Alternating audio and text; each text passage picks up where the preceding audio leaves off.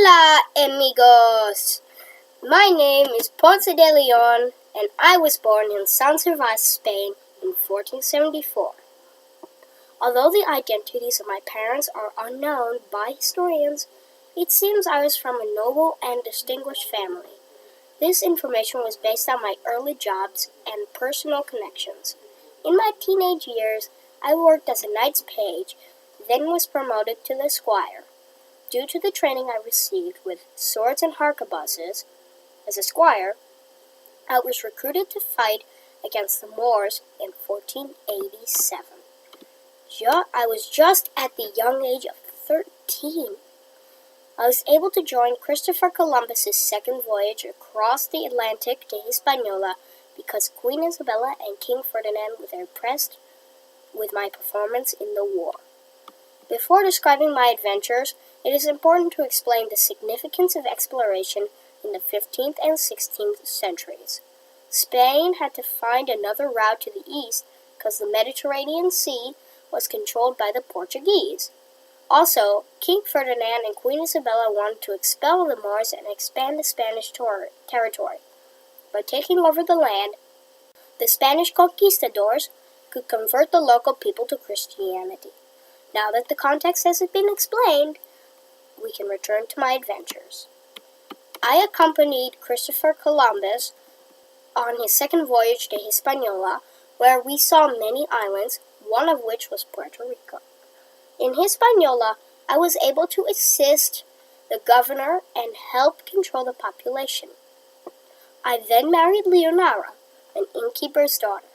We had 3 daughters and 1 son.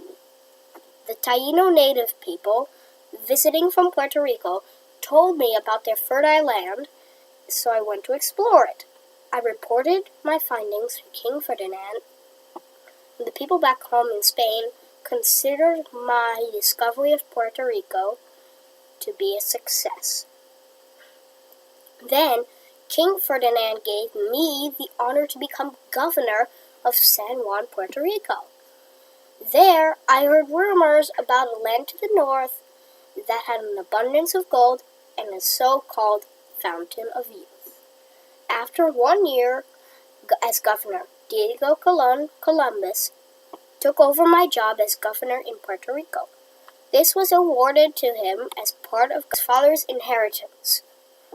This allowed me to go explore for that land in the north, hoping to find gold and the Fountain of Youth.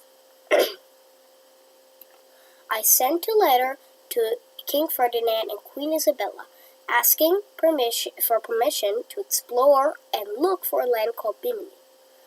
I set out on my voyage but never found Bimini.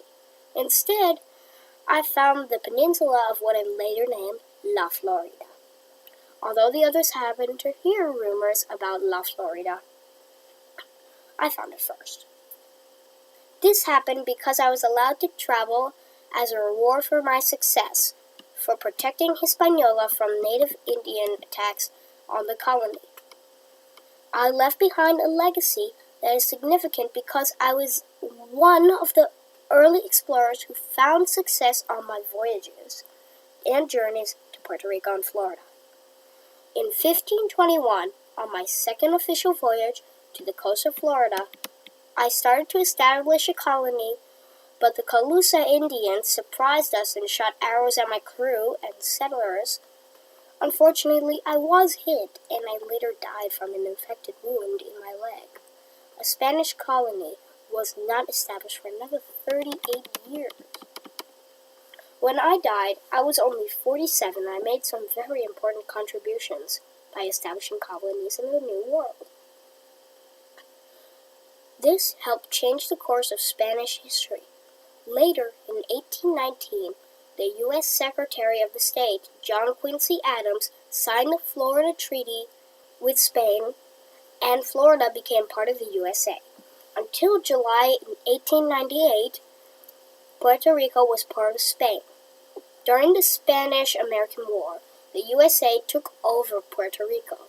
Although Puerto Rico didn't remain owned by Spain, 2 cities still honor my name as the first governor, San Juan and Ponce. In conclusion, my name, Ponce de Leon, is well known among the Spanish and the American communities for my historical contributions and as an important explorer. Oh, and by the way, keep an eye out for the Fountain of Youth.